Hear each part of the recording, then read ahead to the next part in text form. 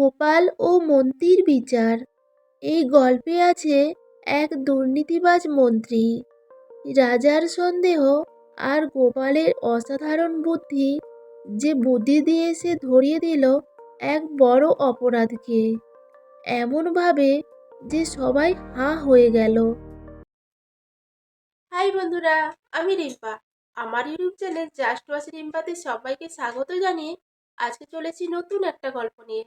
তো বন্ধুরা, আশা করি আজকের গল্পটা তোমাদের ভালো লাগবে। তো আসুন পুরো গল্পটি শুরু করি। সোনার থালার রহস্য। একদিন রাজা কৃষ্ণচন্দ্র নিজের রাজকোষ ঘুরে দেখছিলেন।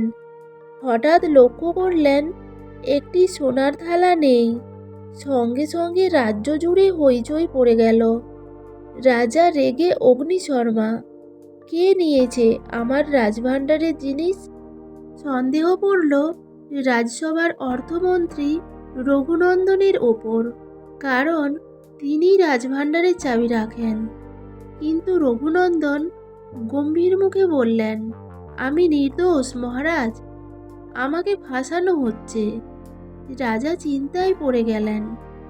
গোপাল ভাঁড়কে ডেকে বললেন, তুই এক কাজ কর, সত্যিটা বের কর, তবে গোপনে, কেউ যেন টের না পায়। গোপাল বলল, চিন্তা করবেন না মহারাজ, বিচার এমন করব যাতে চোর নিজেই স্বীকার করে ফেলে। গোপালের বুদ্ধির ফাঁদ।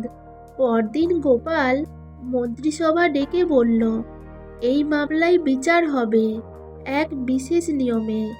যেহেতু কোনো সাক্ষী নেই, তাই আমি আজ সকল মন্ত্রীদের হাতে দেব একটি সত্যদণ্ড। সবাই অবাক হয়ে তাকালো। গোপাল বলল, এই দণ্ড লাঠি, সাধারণ নয়, এ হলো জাদুকরি। যার হাতে একটি 1 ইঞ্চি ছোট হয়ে যাবে সেই চোর। গোপাল সবাইকেই এক একটা সমান মাপের ছোট লাঠি দিল আর বলল, এগুলো নিয়ে সবাই বাড়ি যাবেন, কাল সকালে ফেরত দেবেন, তখনই বোঝা যাবে চোর কে। রাতের রহস্য। রাতেই চোরমন্ত্রী সত্যি। রঘুনন্দন খুব ভয় পেয়ে ভাবল, কাল যদি লাঠি ছোট হয়ে যায় আমি ধরা পড়ে যাব।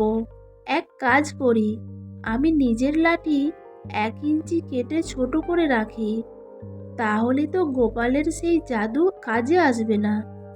সে তাই করল। পরদিন সকালে বিচার সভা বসে। সকলে তাদের লাঠি নিয়ে এলো। গোপাল একে একে মাপতে লাগলো। হঠাৎ রঘুনন্দনের লাঠি মেপে সে চেঁচিয়ে উঠল, এই তো 1 ইঞ্চি ছোট, মানে তিনি চোর। রাজা চমকে বললেন, কিন্তু তোদের জাদুদণ্ড তো ভুয়া ছিল। গোপাল হাসতে হাসতে বলল, ঠিক তাই, জাদু নয়, বুদ্ধি আসল। আমি জানতাম চোর ভয় পেয়ে নিজেই লাঠি ছোট করবে, আর সেটা প্রমাণ করবে তার অপরাধ। শেষ রায় ও গোপালের পুরস্কার। রাজা রেগে রঘুনন্দনকে বরখাস্ত করলেন আর রাজভাণ্ডারের সোনা ফেরত আনা হলো। রাজা বললেন, তুই তো শুধু বিচার করলি না, পুরো রাজ্যের সম্মানও রক্ষা করলি। গোপাল বলল, মহারাজ, এখন যদি আপনি এক থালা সোনার বদলে 1 হাঁড়ি রসগোল্লা দেন, তবে আমি আরও 10টা চোর ধরতে রাজি। রাজা হেসে হেসে আদেশ দিলেন, গোপালকে রাজ্যের বুদ্ধির রক্ষক উপাধি দেওয়া হোক। গল্পের শিক্ষা। চোর নিজের ভয়েই ধরা পড়ে। দোষী মানুষ নিজের অপরাধ লুকোতে গিয়ে আরো বড় ভুল করে ফেলে। বুদ্ধি শক্তির চেয়ে বড়।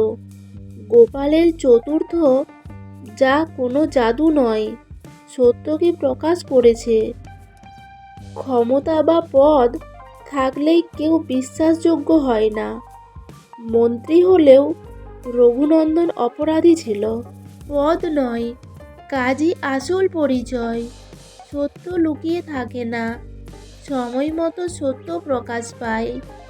প্রমাণ বা সাক্ষী না থাকলেও যুক্তি ও বুদ্ধি সত্যকে সামনে আনে। ন্যায় বিচার পেতে পরিষ্কার মস্তিষ্ক আর সঠিক উপায় দরকার। হঠকারিতা নয়, শান্ত মাথায় বুদ্ধি সঠিক বিচার দিতে সাহায্য করে।